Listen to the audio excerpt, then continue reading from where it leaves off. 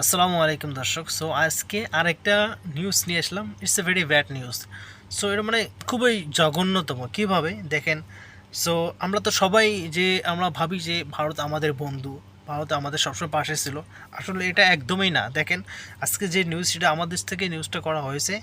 এখানে বলা হয়েছে যে দুই বাংলাদেশি কৃষককে বিএসএফ এর সামনে নির্যাতন করলো ভারতীয়রা। মানে বিএসএফ এর সামনেই ভারতীয় যে আছে, মানে কি ভারতীয় যে লোকগুলো আছে, আমি আই থিঙ্ক আপনারা সবাই ভিডিওটা মনে হয় দেখেছে, আমি ভিডিওটা দেখেছি। সো দাঁড়িয়ে আছে যে বয়স্ক লোক কিন্তু দাঁড়িয়ে আছে, এ একজন কারো পা জড়িয়ে ধরতেছে, এদিকে পা জড়িয়ে ধরতেছে, আবার যে পিঠে আছে তারা আবার পা জড়িয়ে ধরতেছে, কিন্তু তারপর না মানে এদিক দিয়ে লাঠি দিয়ে পিটাচ্ছে, ওদিক দিয়ে লাঠি দিয়ে পেটাচ্ছে, আবার গুঁতো মারতেছে। আপনারা আই থিঙ্ক তোমরা ভিডিওটা দেখেছো। সো এর আসলে এর ডিটেলসটা কি, সো এই ডিটেলস সম্পর্কে আমি আজকে তোমাদেরকে জানাচ্ছি।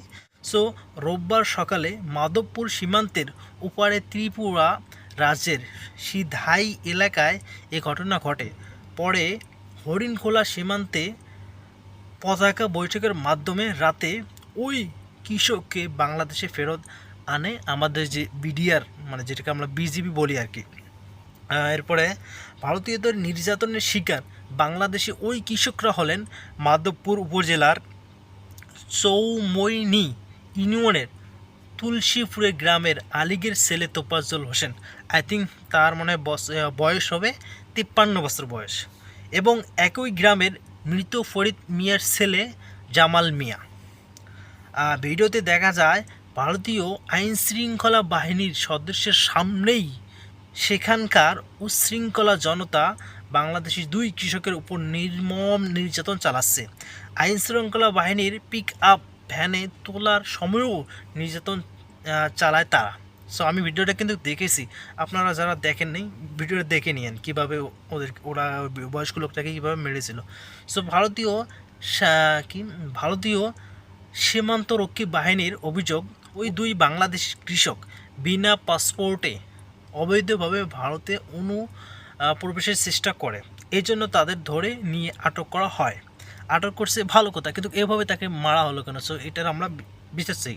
সো আমরা আমাদের সরকারকে এটা জানিয়ে রাখি, এটার আমরা কঠিন বিচার চাই। এর বিষয় নিয়ে অ্যাকশন নেওয়া প্রয়োজন, ঠিক আছে?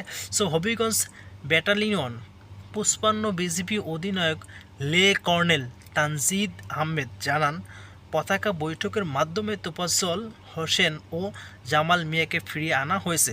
অবৈধ অনুপ্রবেশ ঠেকাতে বিজিবি সতর্ক রয়েছে। সতর্ক হয়ে কী করবেন? ওরা আমাদেরকে এখান থেকে নিয়ে গুলো পিটায় শুধু।